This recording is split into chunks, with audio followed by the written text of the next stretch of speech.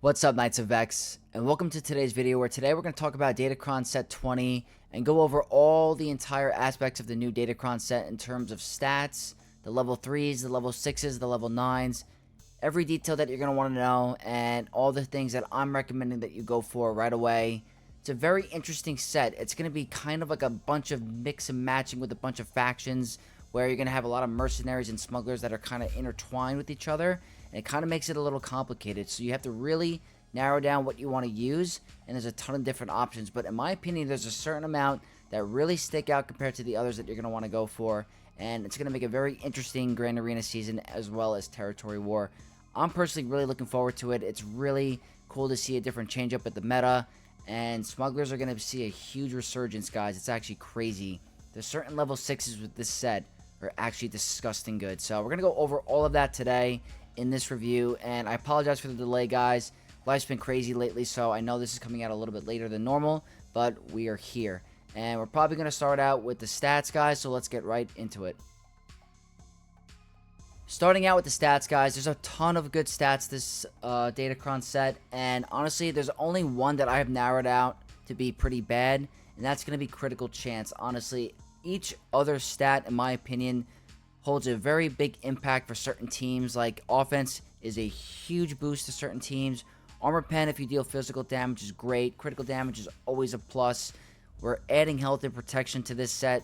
Can't go wrong with that. Health works with so many different teams, as well as protection, making your team more tanky. A lot of teams have their abilities based off of max health and stuff like that, so you can't go wrong with any of these stats. And I'm even putting tenacity as a strong stat for this set, because tenacity can really shut down certain teams. Like, honestly, if you put a tenacity Datacron on a Jabba team, good luck with Lord Vader landing that buff immunity. It's just not going to happen. Or if you're facing a Darth Revan who lands a bunch of debuffs like shock and all that, they're not going to land shock. It really makes counters a lot more difficult. So really keep an eye on stuff like tenacity. But in terms of stats, you're not going to go wrong for the majority. The only one I really am not going to recommend is critical chance. It just doesn't make a big difference in certain matchups. But if you face a Datacron with a huge amount of offense or a huge amount of health and protection or critical damage, it can honestly turn the tide in some battles. So that's why I'm recommending all of these stats in the strong category. You just kind of got to form your Datacron for certain teams and which stat you want to really roll. But none of them are really weak, guys, besides critical chance. And that's pretty much going to wrap up stats. We're now going to get into the level 3 abilities. To start out the level 3s, guys, we're going to go with light side, and there's a clear winner, guys. An absolute clear winner. You're going to want to get nothing but this specific level 3, and that's going to be light side allies start the battle with 25% turn meter. You have no idea how many matchups this is going to impact for just crazy. We have Leia. We have Ahsoka Tano GL. We have a Queen Amidala team. We have a gas team with Rex form up, where he's just going to go first. This level 3 will impact and change battles drastically. We already had a glimpse of it with Dark Side, which made certain battles like Great Mothers even more difficult. This will absolutely change matchups. I'm recommending you guys get at least 8 of these before the first Grand Arena season, like before the first round, because this will really impact matchups. And especially if you're in Kyber 1, you're going to see players with a ton of these. If you're farming light side Datacrons, guys, that's your clear go-to. Nothing much else is going to really make a difference. There's some exceptions for some teams, like you're going to see for the other decent one, which is the debuff on a max health damage per debuff. That's going to be pretty decent on Gungans and stuff like that. And it would be good on Bausch Leia, but there's a whole Hutt Cartel set in this Datacron where there are for the dark side alignment, so it doesn't even matter. Moral of the light side, guys, get the turn meter at the start. It's going to be crucial this set. Need to get a ton of those.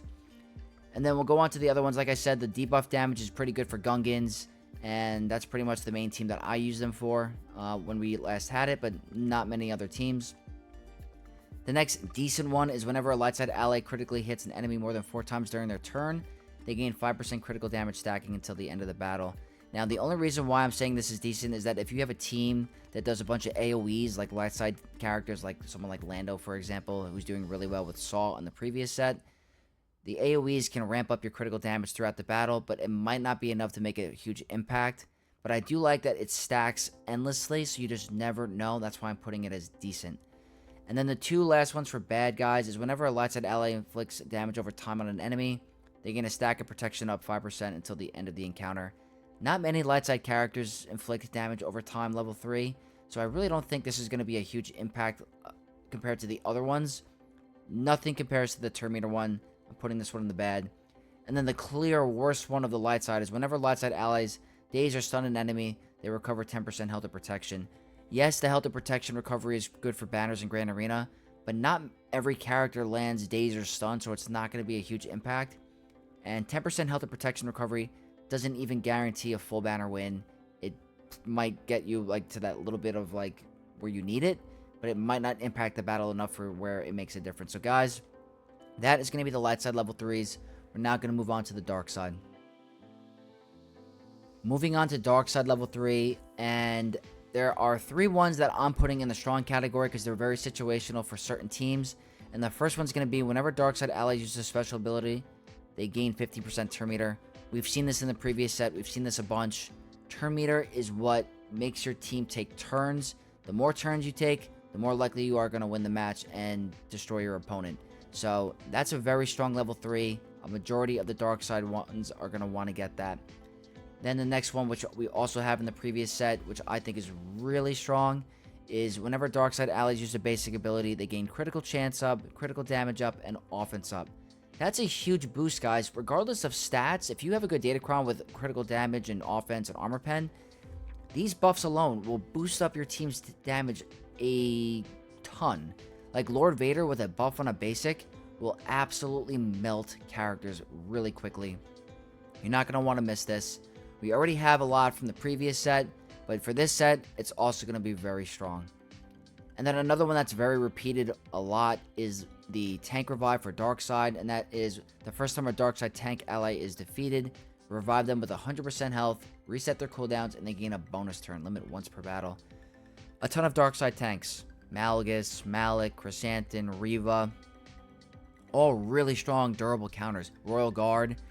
This is always a very strong level 3. Having to get through really tough tanks twice can be very annoying, so I am putting it in the strong category.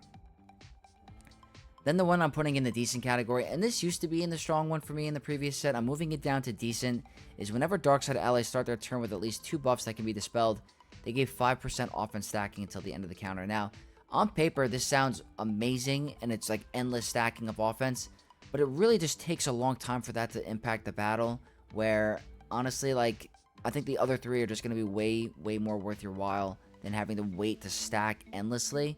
It's probably situational, guys, but I'm going to put it in the decent category because I don't think it's as strong as the other 3. And then the clear, very bad one compared to the other 4 is whenever dark side allies start their turn, for each enemy with fewer than 4 debuffs, that ally gains 30% potency till the end of that turn. It's not worth it, not even close compared to the other ones. 30% potency until the end of the turn does absolutely nothing for you. Do not get that level 3 at all. Not going to benefit any team at all. But that's going to conclude the level 3s for dark side. We're now going to move into the faction level 6s. And starting off with the faction level 6s, we're going to start with mercenaries, guys. And there's a clear winner for this one as well. Absolute clear winner. It's going to be the wordy one, you call it. You're going to see me a ton through Grand Arena say wordy mercenary level 6. This is what I'm going to mean. And the wordy level 6 reads, at the start of the encounter, all mercenary allies gain 100% defense penetration. Whenever a mercenary ally attacks out of turn, they attack again, once per turn, dealing 5% more damage for each stack of Soldier of Fortune they have. Whenever an enemy attacks a mercenary ally out of turn, expose that enemy for 2 turns which can't be evaded. There are a ton of mercenary characters in this game that impact so many different factions where this is going to be crucial or just even impactful. It's so strong. 100% defense penetration is a huge boost to any team. So you obviously have your Balin team. You have your Jedi Knight Cal Kestis, who's a mercenary. You have your Kyle Katarn, who's a mercenary. It's just so strong for a level 6, and you're not going to really regret it. That's going to want to be your go-to for a majority of them. Regardless of the Soldier of Fortune stacks, all allies gaining 100% defense penetration alone is a massive boost to a team. So I really do think it's strong compared to the other ones. You're going to want to get a couple of these. And that leads to the next one, guys, which is also repeated from the previous one, but it's for, I believe it's also Mercenaries. Or is it Mercenaries? It's repeated in the last set, but it reads, at the start of battle, Mercenary allies gain Retribution for 3 turns, which can't be dispelled. Retribution is a very strong buff, and this one cannot be removed for 3 turns. So being able to get counterattacks, and when you have to focus like maybe a tank or strong mercenary allies where they're just going to hit you, that's a very strong ability. Not being able to be dispelled is really strong, and it will definitely be very impactful on some teams. And that moves on to the decent guys. The only one that I thought was decent was the first time each ally falls below 50% health, all mercenary allies reduce their cooldowns by 1 and gain 10% turn meter. So I do like that all mercenary allies reduce their cooldown by 1. That can be pretty nice, you know, if you're in a sticky situation and you got to spam some abilities.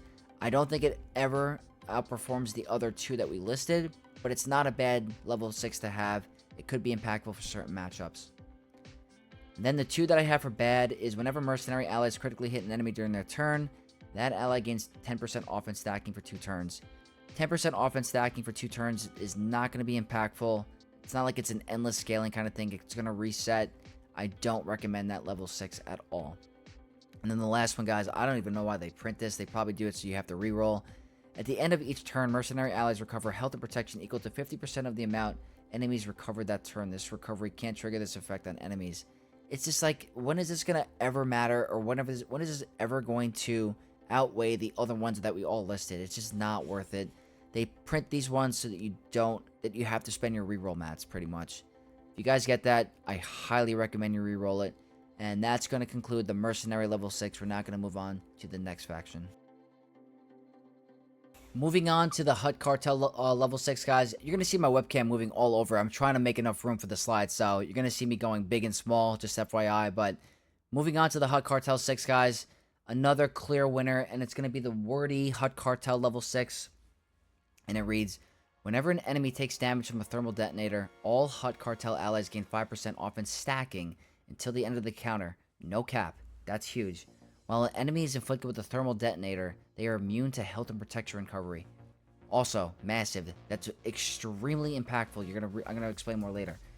Whenever a Hutt Cartel ally uses a basic ability during their turn, all Hutt Cartel allies gain 10% turn meter. Guys, not being able to recover health and protection can really change matchups. Like, for example, if you're doing Lord Vader versus a Jabba team, and they're hitting extremely hard, and they're focusing Maul, and Maul hits a certain threshold where he can be applied with thermals, you can no longer give him that healing that he needs with Lord Vader. Lord Vader has a built-in heal with his first special. You're no longer going to get Maul to be able to heal back up to full health. That's huge. In a General Kenobi team, they have health and protection recovery. Not going to be able to heal. That is a massive thing. And thermal detonators are locked debuffs. You can't cleanse that. So the healing is gone. Really strong. Really strong. If you guys have a Jabba team, that's going to be the go-to, in my opinion. You're not going to want to mess that up. It might be hard to re-roll in the first time around. That's the Jabba level 6 to go for, in my opinion. And then there's other strong ones that I do believe are going to be pretty strong in certain matchups if you can't get the other ones. And that's going to be whenever enemies are damaged at the start of their turn, Hutt Cartel allies gain 2% turn meter. They're all about landing thermals. Thermals are detonated at the start of enemies' turns, so that means you're going to gain turn meter. Turn meter is a great mechanic in this game. You're applying a ton of debuffs, so it's really going to be impactful. Don't worry if you don't get the main one right away and you only get stuck with this. It's probably pretty decent. Then the third one is whenever a Hutt Cartel ally deals damage to an enemy, no other enemy is ability blocked. Inflict ability block for 1 turn on target enemy, which cannot be evaded or resisted. I know it took me time to figure out where I wanted to put it. I was thinking about putting in a decent, but there are certain scenarios where if you're ability blocked during a Hutt Cartel match, it could really change things. Like, what if you're going to use Supreme Leader Kylo Ren and your whole team is ability blocked and you can only do basics? Yeah, you can ignore taunt with, like, Darkside Ray, but not being able to use your abilities is a major flaw. It can really impact battle, so I will put that in the strong. I don't think it's anywhere near the top one, But don't feel bad if you don't get the top one. I do think it's going to be hard to reroll that sometimes. They make these rerolls really difficult. But those are my 3 ones that I'm recommending. 3 strong ones that I'm recommending. And then the only decent one that I had is the first time each Hutt Cartel ally falls below 50% health, they gain damage immunity for 1 turn and gain health steal up for 2 turns. Again, it's pretty decent. It's like, it reads pretty well. Not a bad Datacron. But compared to the other ones, there's just no way where it's going to make a big impact. Yeah, maybe if Leia got below 50% health, you can't nuke her out right away. I mean, that could be pretty strong for, like, you know, certain defensive matchups. But I still don't think it's going to make a huge impact compared to the other ones. And the last one is whenever a debuff on an enemy expires, Hutt Cartel allies gain 2% potency and tenacity stacking till the end of the battle. Now, potency and tenacity are strong stats to have on Hutt Cartel because they are constantly applying debuffs and they constantly want to be able to resist debuffs. But I don't think that it'll be linger along the battle where it's going to be like matter. All the debuffs that matter in the beginning are in the beginning, where Lord Vader needs to land that buff immunity. That's all in the beginning of the battle. It's not going to matter as the battle goes on. So that's the only one that I have in the bad category for Hutt Cartel. And that's going to wrap up the Hutt Cartel level 6. We're not going to go on to the next faction.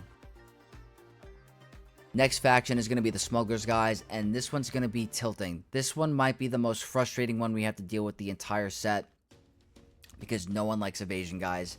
And this is going to be a huge PETA. I'm telling you, this is going to suck. There's a clear winner. There's an absolute clear winner. I think you're going to want to get this on every single Smuggler team. And that is Smuggler allies have 100% evasion. If they are debuffed, they lose 100% evasion. Whenever a Smuggler ally critically hits an enemy, they dispel all debuffs on themselves. Whenever Smuggler allies gain prepared, they gain tenacity up for 2 turns. Whenever a Smuggler ally evades an attack, all Smuggler allies recover 10% health of protection, and the enemy that was evaded is inflicted with a stack of damage over time for 3 turns, which cannot be evaded or resisted. Everything else is already good. The first sentence alone makes it worth it. Smuggler allies have 100% evasion. Not being able to hit targets will destroy counters. And immediately in my head, I'm thinking, L337 is a Smuggler. What if you throw her on a raid team and you try to use Starkiller and you cannot hit her because she has 100% evasion? How are you supposed to land a debuff if you can't hit her? Maybe you got to use something like Echo where a debuff is already landed and it can't be evaded or something. But guys, this is going to be extremely frustrating. Not being able to hit your opponent, 100% evasion. There's no accuracy stat. There's nothing to counteract this. This is going to be a very tilting one. You're going to see me probably raging this Grand Arena season because of this. You need to get these. Going to be insane. That leads to the next one. It's obviously not as good as the other one, but I do like it because it can steal banners from your opponent, and that's the Retaliate. We've seen this before. At the start of the encounter and at the end of their turn, Smuggler allies gain 1 stack of Retaliate, max 3 for 3 turns, which cannot be copied, dispelled, or prevented. Retaliate is when damaged by an attack, deal 20% of the damage received deal 20% of the damage received per stack to the attacker. This damage can't defeat enemies. Like I said before, this hurts the banner for your opponent. So if you're attacking a Smuggler team and you're, just finishing the battle with an attack, that's going to turn a 65 into a 64 or a 63 or a 62. So I do like that just because it can out-efficient your opponent in Grand Arena. That's probably the only reason why I'm putting that there. And then the other 2 guys, they're really not like, they're pretty strong. They'd be strong for other sets, but compared to the other 2, they're just decent. And that is whenever a Smuggler ally is critically hit, they gain 100% critical avoidance and critical chance for 2 turns. Like, that's a strong ability, but I just can't put it over the other ones for this set. I just think that evasion is just absolutely killer. Same thing with the Smuggler when it defeats an ally. They take a bonus turn. That's a strong mechanic. I just don't think compared to the other ones that it's put in the strong category, so that's why it's indecent.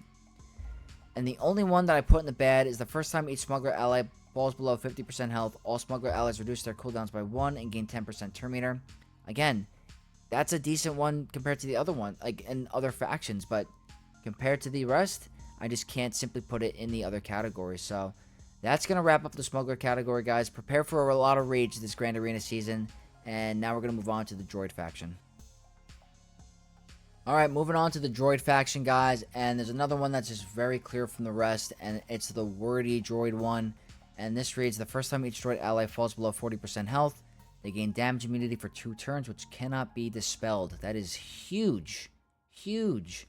Whenever a Droid ally dispels a buff or debuff, all Droid allies gain critical damage up and offense up for 3 turns. Massive buffs. Huge. Whenever an enemy is stunned by a Droid, all Droid allies recover 25% health and gain 10% speed. Guys, that's insane. That's an insane level 6. There's so many Droid characters in this game. Like, for example, R2 on a Leia team. Gonna have a 2-turn damage immunity that can't be dispelled. Huge. Huyang on a Galactic Legend Ahsoka team. Huge. Might not have to use these right away because we have previous Datacron sets with Rebels and unaligned Force users. But get ready for this, and when that set goes away, or other teams like this is gonna be impactful. Critical damage up and offense up is a huge buff. The health recovery and the gaining speed. This is really strong.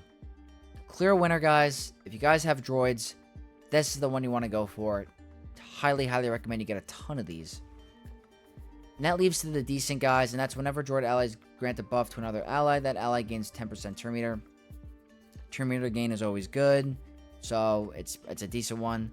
Next is the first time each droid ally falls below 50% health, all droid allies reduce their cooldowns by 1 and gain 10% turn meter. Again, it's decent. It's not bad. It's good to have, but just not as impactful as the first one. Next one, whenever a debuff on an enemy expires, droid allies gain 2% turn meter, doubled if the debuff was dispelled by an enemy. Turn meter gains are great. I just really, compared to that first one, guys, it's a decent one. And the last bad one, which is just awful, I hate this one. At the end of their turn, droid allies recover 50% protection if they inflict at least 5 debuffs that turn. It might be one of the worst, level 3s they've ever, or level 6 they've ever printed. They do that so you have to reroll. That's just a horrible level 6. Don't ever use it. It's never going to impact any battle. And that is going to conclude all the factions, guys. We're now going to move into the character level 9s, starting with all the bad ones. Starting with the bad character level 9s, guys, we're going to start with Cad Bane. And this one is, whenever another ally uses an ability on their turn, Cad assists, dealing 50% more damage. Compared to the other Hutt Cartel ones, guys, I just don't think this is going to be impactful. Cad Bane is not a massive damage dealer. Him attacking out of turn is not going to really impact many battles. I just really don't think it's going to be good this season. And then the next one is Mission Vow. Whenever Mission uses an ability, they deal 50%. They deal more damage, max equal to half their potency percentage. I never liked this one. When's the last time you used Mission? Mission's not impactful. Old Republic are in desperate need for a revamp. I don't think she's very well in a Smuggler lineup or any other lineup. You don't want this. This is an absolute waste of a level 9. Next one is Greedo, guys. Greedo has 5% max out the protection per relic amplifier. Damage they receive is decreased by 15%. When's the last time you used Greedo? This ability does nothing for any matchups. It's only prolonging the inevitable. You're going to kill him a little bit later than normal, or even get one shot even, it's just not going to be impactful, guys. Greedo gaining tanky stats does nothing for any team, so not impactful at all. And then this one, I guess it could be considered decent, but compared to the other ones in this set, I just have to put it in the bad category, and that's Veteran Smuggler Chewbacca. At the start of Veteran Smuggler Chewbacca's turn, dispel all debuffs on them. They recover 5% health for each debuff dispelled that way. So this is like an auto cleanse, so when you think about it, it's strong. But you're going to see later on, the other ones that are listed for that faction are just way more impactful. And it's kind of not going to be any, this will not change any matchup. It's just very strong to have. But guys, that's going to wrap up the bad category. We're now going to move into the decent. Moving on to decent, guys, there's quite a bit. And the first one I'm going to start with is whenever Cara Dune gains stealth, she recovers 100% protection. This has an argument for being very strong. Cara Dune is constantly going under stealth, so that means she's going to be constantly recovering 100% protection. The only thing is that, will this impact any matchups any different? Will Cara Dune recovering 100% protection change a counter? That's the real, if you like, question. Yes, it's a strong ability, it's a strong mechanic. I just don't know if it's going to impact any certain counters. So that's why I'm putting it in the decent category. And then the next decent one, guys, is Stap. And it reads, whenever Stap deals damage to an enemy, remove 25% turn meter from that enemy. And I think the biggest difference for me here is that turn meter removal is great, but it doesn't read it can be resisted. So if this read, remove 25% turn meter from that enemy, which cannot be resisted, this is automatically a strong Datacron. But the problem is that you might be able to get resisted from this ability. And I haven't seen a General Grievous Stap team in a long time, or make an impact in a long time. So I really don't think it's going to be that like crucial to have. Maybe if you have the Omicron on Stap, this could be pretty good. But I just don't think compared to the other droid ones that this is going to be very strong. That goes to the next one, guys, and that's Imperial Probe Droid. And this one reads strong, but for this character, it's a little weird. Whenever an enemy takes a turn, Imperial Probe Droid takes a bonus turn. During this bonus turn, Imperial Probe Droid deals 100% more damage. This bonus turn can't trigger this effect on enemies. Now, not the best character for this, honestly. Like, when I'm thinking about it, like, the 100% turn meter and, like, taking a bonus turn is huge. But, like, I guess it's going to be strong for, like, clearing buffs and landing target lock. But, like, you don't want your Probe Droid to kill himself. Or, like, the basics aren't going to do that much damage. It's not like an Ahsoka Fulcrum or a Dengar. It's a weird one. It's like, I want to put this in the strong category, but this character just simply, I can't justify putting it in the strong for Probe Droid, so I'm putting it in decent. And that leaves the next one, guys, and that's the Mandalorian Beskar armor. And this one is, whenever the Mandalorian Beskar armor is dealt damage, reflect 20% of the damage back onto the attacker as true damage, which cannot be evaded. This damage can't defeat enemies. This one we've seen a lot, guys. We had a Jango one for the previous set, and I like it specifically because it can hurt banners for your opponent. Is it game-breaking? Is it game-changing? Absolutely not. It's just more of a utility tool to steal banners away from your opponent. So that's why I like putting it in the decent category. And then the next one, guys, is Kyle Katarn. And that is, whenever Kyle Katarn inflicts a debuff, they recover 25% health and protection, 25% of their max health and max protection limit once per turn. Again, this reads really good on paper, but will this impact any matchup? It's good for banner recovery, it's good for being annoying, but I don't think it's going to change counters because he can recover health and protection. I just can't see it, guys. I don't think that this is going to be a huge game changer for certain matchups, but I'm putting in a decent because it's good for banner recovery, and I think that it's nice to have, but not crucial by any means. We're not going to go on to the decent category continued. Continuing the decent category, guys, the next one I'm going to list is Gamorrean Guard, and I wish this one was a little bit better. But it reads, at the start of the encounter, Gamorrean Guards gains 5 stacks of My Kind of Scum, 100% potency, 50% speed, and 20% critical counter chance for each Hutt Cartel ally. Whenever Gamorrean Guard inflicts damage over time, he gains riposte for 2 turns. While taunting, he takes 30% reduced damage from enemies with damage over times or thermal detonators. Whenever Gamorrean Guard removes turn meter from an enemy, reduce the cooldown of his abilities by 1. I just don't think this one's going to be as impactful as the other one that I list later. Gamorrean Guard is going to be replacing Embo or Lando in a matchup. Is it really going to change certain counters? I really don't know. Yes, I mean, maybe it impacts Lord Vader, but I really don't think that it's just not that impactful compared to the other one, so it's decent. Next one, guys, is Embo, and I'm putting this in the decent category because he actually hits kind of hard, but it's just like, how hard is this going to be to stack up for him to really make an impact? Whenever Embo critically hits an enemy, Embo gains 10% critical damage, defense pen, and offense stacking till the end of the battle. Yes, he's an attacker. He's in a Jabba team. I do think there's another one that you're going to want for a Jabba team that's going to be a little bit better. Yes, he's going to do damage, but is it going to make an impact for certain matchups? That's the question. We got to see how hard he's going to hit. It's still a decent Datacron, but I don't think it justifies putting it in the strong category. And then the last one for decent is IG-88. Whenever IG-88 critically hits an enemy, IG-88 gains damage immunity for 1 turn, which can't be copied, 25% turn meter, and blinds the enemy for 1 turn, which cannot be evaded or resisted. If the enemy was target locked, IG-88 also gains protection up 100%, stacking, retribution, and speed up. The problem I have with this, guys, is when's the last time you've seen IG-88 on defense? I don't remember the last time I faced this character. It's got to be over a year. And I don't think that this is going to make any difference compared to the other ones that we're going to see, where the map in Kyber 1 is so small as it is for 5v5. Maybe you see this in 3v3, but I just don't know if it's going to unpack certain matchups at the end game, guys. So that's why I'm putting in the decent category. And that is going to wrap up the decent category overall. We're now going to move on to the strong Datacrons. Starting out the strong category, guys, we got to start with Jedi Knight Cal Kestis, and this looks to be a repeat of like a while ago. This one's pretty good. Whenever Jedi Knight Cal Kestis gains configuration, he gains 5 stacks of Impetuous, max 30, until the end of the encounter. Whenever Jedi Knight Cal Kestis uses Impetuous Assault, he gains 50% defense penetration and 100% offense for 2 turns. Whenever Jedi Knight Cal Kestis gains a buff, he gains 10% defense, stacking max 100% until the end of the encounter. Really strong. Really strong ability. He's going to hit harder, he's going to gain his stacks faster, and he's going to get tankier. You can't go wrong with this. This is going to be absolutely an offensive tool for Cal, and it will make matchups easier with him, and I'm really excited to go for it. I really want to get it. That leads to the next strong one, guys, and that is going to be HK-47, and it reads, at the start of the encounter, HK-47 gains 15 speed for each droid or scoundrel ally.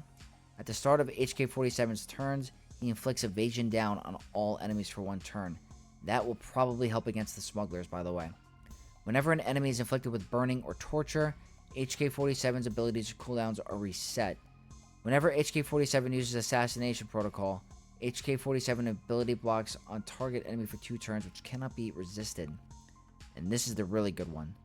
Whenever an enemy is inflicted with Tenacity Down, they are also inflicted with Fear for 1 turn, which cannot be resisted. HK-47 has an AoE that inflicts Tenacity Down. He's going to inflict a AoE Fear on a team that cannot be resisted. That's huge. The only problem I have with it is that what team are you going to use him on?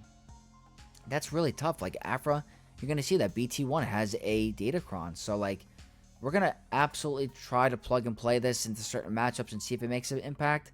It reads strong on paper, but we're just going to have to figure out what team to use him on. But again, I do like this. I think it's a strong Datacron. And then the next one is BT1. Whenever BT1 damages an enemy with a special ability and the enemy doesn't have Armor Shred, inflict Armor Shred for the rest of the battle.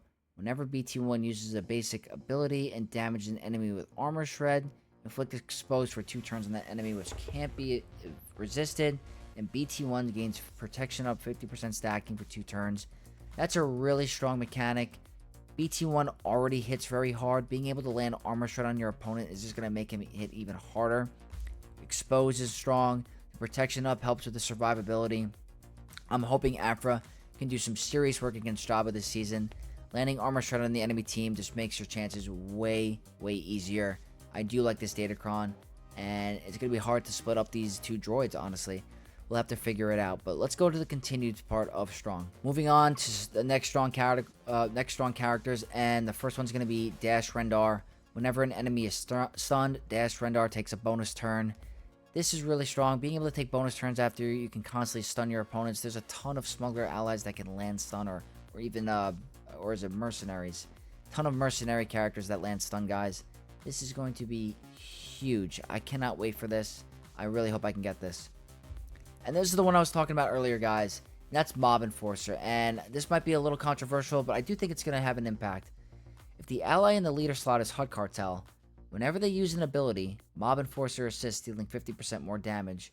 50% more damage is pretty good. She hits like a wet noodle, but 50% is pretty good. At the start of Mob Enforcer's turn, all enemies inflicted with thermal detonators are inflicted with buff immunity for 1 turn. Really strong. Buff immunity is a strong debuff. Whenever Mob Enforcer attacks out of turn, she always scores a critical hit if able. You might have to mod her for some damage, guys. You never know. She might hit pretty hard. Whenever an enemy critically hits Mob Enforcer, that enemy is inflicted with a stack of thermal detonators for 2 turns, which cannot be evaded. So if you're trying to gun down Mob Enforcer, you're just going to be hit with thermal detonators and stacking, and you can't evade it. That's strong, guys. I really think that's better than the Gamorrean Guard, better than Embo. I think you're going to have to bump up your Mob Enforcer to Relic 5. This could be very strong. I don't know if it's going to change a Kylo matchup. It might. But if your opponent doesn't have Kylo and Darkside Rey, this could cause potential issues, guys. I really think this could be pretty impactful, and I'm putting it in the strong category for Hutt Cartel. And the last one for strong, guys, it's Kira, and this one reads, at the start of her encounter, Kira gains damage immunity for 2 turns, which cannot be copied, dispelled, or prevented. At the start of her turn, Kira gains prepared. Whenever mercenary allies attacks, she assists once per turn if she has health steal up. Whenever she loses prepared, she gains 5 stacks of Soldier of Fortune and 20% potency max 100% until the end of the encounter. The first time she uses a special ability, and when she has 20 stacks of Soldiers of Fortune, she inflicts healing immunity and protection disruption for 3 turns on target enemy, which cannot be evaded or resisted. This reads really strong. Absolutely a strong level 9. The only problem is that it's not a mercenary level 6. So if you're planning on putting her on a Balin team, they're losing out on that really strong level 6 ability, guys. So you got to pick and choose kind of like what you want to do here. Kira, it might be very strong on a regular Smuggler team, but if you want to put her at Balin, the Mercenary Level 6 is going to suffer from it. So that's why I didn't really put it in the OP category. I put it in the strong category, but it reads really good. Healing immunity and protection disruption for 3 turns, which cannot be dispelled, evaded, or resisted, is really good. Like, I can't wait to try this. I might have to bring my Kira to Relics just for this ability right here. So I have to play around and see it. I'm going to do some testing. That's going to wrap up the strong category. We're now going to get into the OP category. Alright guys, the OP category, and this is the one where I think it's going to actually impact matchups. Like, these two are the clear winners in my opinion. And the first one is going to be a character that I never used. The only time I've used this character was when that crazy Leia cheese came out, and ever since that I've never used her. And that's going to be Sanastaros, guys. And look at all the text, guys. This is a crazy level 9. It reads, at the start of the encounter, all allies, not faction-based, all allies gain 100% max health, 50% max protection, and 25 speed for the rest of the encounter, and defense up for 2 turns but cannot be dispelled. Picture that with a 25% turn meter light side. It gets better. Whenever Sanastaros gains turn meter, all allies gain 25% offense stacking for 3 turns. Whenever an enemy is inflicted with vulnerable, they are also target locked for 1 turn if they didn't already have it. Whenever a scoundrel ally uses a special ability, the target enemy loses 40% turn meter, which cannot be resisted. Whenever a rebel or scoundrel ally attacks an enemy with target lock, they gain retribution for 2 turns. Whenever an ally is defeated, Captain Han Solo gains a bonus turn, his cooldowns reset, and all allies recover 50% health and protection. This one's overwhelming because it impacts so many different teams. Scoundrels, rebels, all of it. Target lock. Like, guys, this is incredible. An incredible level 9 to have. If you guys went for Afra, you're going to have her at Relic 5. You don't have to put any more investment. You might have to mod her pretty different. Might want to make her kind of fast. But this is crazy, guys. Sanastaros is going to be meta. Absolutely insane. One of the best level 9. This is the best level 9 of the set, in my opinion. Absolutely need to get it if you have Sana. Absolute go-to. It's just going to be insane. And then the last level 9, guys. I'm pretty sure this one was repeated. I can't tell if it's the same, but it's really strong. Emphas Nest is immune to max health reduction. Whenever an ally takes a turn, Nest assist. Whenever Emphas Nest inflicts a debuff, she gains 20% critical damage stacking until the end of the encounter. Whenever Emphas Nest uses a special ability, she attacks again, dealing 20% bonus true damage. Whenever Emphas Nest attacks out of turn, she exposes the target enemy for 2 turns. Whenever an enemy takes a turn, Emphas Nest gains 5% offense stacking until the end of her turn. Huge. Absolutely huge. I'm pretty sure I used this with Rey back in the day, with Han and Chewie. This is going to be huge. You might see Emphas Nest with Rey. You might see Sanastaros with Rey. You might see Sanastaros with... I don't even know. This is going to be very plug and play. These are strong abilities, guys. These are going to be the 2 that I think are the most broken in the set, and that I recommend that every single player goes for if you have these characters at Gear and Relic. These are going to be really impactful, and I'm really excited for this Datacron set because it makes very fun content, and I can't wait to try all these different things, and I can't wait to test it, guys. And that's going to wrap up this Datacron Set 20 review. Hopefully you guys found it impactful and helpful. Hopefully it provided some guidance on how to approach the set coming up.